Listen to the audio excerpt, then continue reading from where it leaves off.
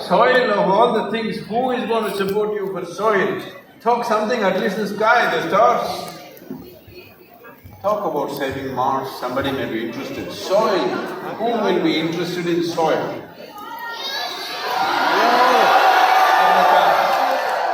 So, since 21st of March, over 2.5 billion people have spoken about soil.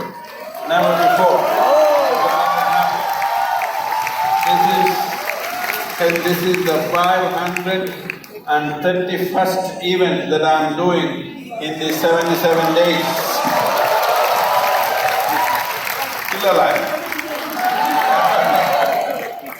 People are hoping, people have been predicting that I will break my back or I'll kill myself, I'll do something. Back is good, still alive.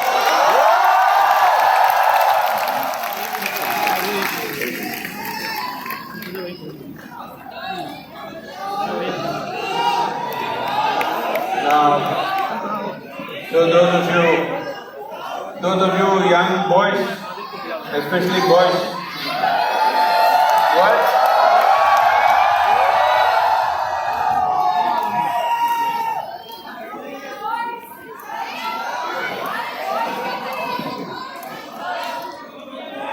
So, repeatedly people are asking me, Sadhguru, what is the secret of this energy? What is the secret of this back? How come your back is not broken? Last 40 years I've been telling you, do some yoga. Hello? Yoga not to be just, not end up looking like a leftover noodle, but real yoga. Yoga means union. If you know, if you get plugged in to the universe, if you get plugged into the creation, you also get plugged into the creator or the source of creation. Once you're plugged in, you think your battery will run out? Hello? You run on a small battery, every day it needs charge, otherwise it will go down. So it's important, this is what yoga means. Yoga means you're plugged in with creation and creator. One who is plugged in with the source of creation need not worry about what is going to happen. Hello? Whether I will run out of energy or my back will break or this will break. Anyway, my back is a good advertisement for yogic back. How's that? At least with that, you need to do some yoga. Hello? 23,000 kilometers through all kinds of terrain, still I'm intact. That means it's a good advertisement, isn't it?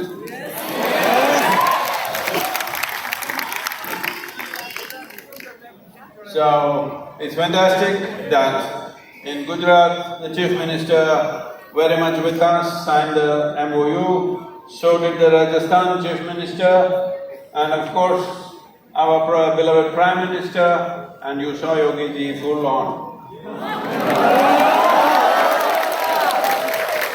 So India can become a lead in Save Soil movement for the rest of the world because we have over 12,000 years of history of agriculture, 12,000 years of agricultural history. We definitely must take the lead because we have nearly 60% of the country's population invested in agriculture, and it's important that we become the first nation to move in this direction because 60% of the population, how can you ignore them and talk about taking the nation forward? That's not going to happen. So this is very important, the level of commitment that the leadership is showing, but the people should keep their voices up. Hello? Only for tonight? You must keep it up, because as a generation, we must continue to express our commitment and our concern for our own future and the future generations. It's very, very important. It is not a philosophy, this is not an ideology. That you want your children to live better than you is not some kind of a moral teaching, it's intrinsic to your hearts that you want your children to live better than you. But right now, what we are doing is taking away the foundations of possible good life. Individual people, whether they live well or not, are subject to various realities. But at least nutritious food, clean water, pure air to breathe, This we must provide for future generations. What they do with themselves is anyway left to them. But taking away these foundations and expecting that they will live well will be a foolish thing. It doesn't matter how much education you have, how much money you have, how much wealth you have. Once food shortages manifest in the world, it'll all be gone. You understand? Your education, your wealth, your nonsense, nothing will mean anything. Your civilization will not mean anything. Even your humanity will not mean anything. I want you to just imagine in Lucknow city, hello, it's okay. In Lucknow city, 40% of the people have not eaten for 3 days. What do you think will happen? You think you can go to your work, do your nonsense, you can go to your college and come back, go to the cinema, you think so? If 40% of the people have not eaten, the whole town will go into misery, absolute chaos, because that's what will happen anywhere in the world. And that is what every responsible scientist is pointing out. But it's in our hands to turn this around. So just a few minutes, sir, you can leave them, sir. Just a few minutes, I will close it, you can leave it. Thank you. They can't sit there in that condition, it's okay.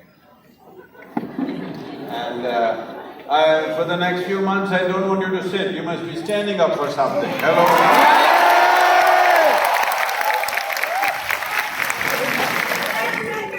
Young people can simply say, this is not a good thing. When you're young, you should not be able to sit. Hello? You must be on fire. Because I'm just reminding you, since you came and sat here, you're about 2.5 hours closer to your grave. Yes, you are. Not because of me. I'll bless you with a long life. But this is the nature of life. What is ticking away is not the clock. What is ticking away is life itself. It's ticking away. So, when this is the nature of our lives, there is no time to sit back. Somebody, like I was doing an interview somewhere in Bucharest or something, and this journalist, 3 times he says, at this age, how do you write? Like I was supposed to, the ride was supposed to be around 6 hours or so.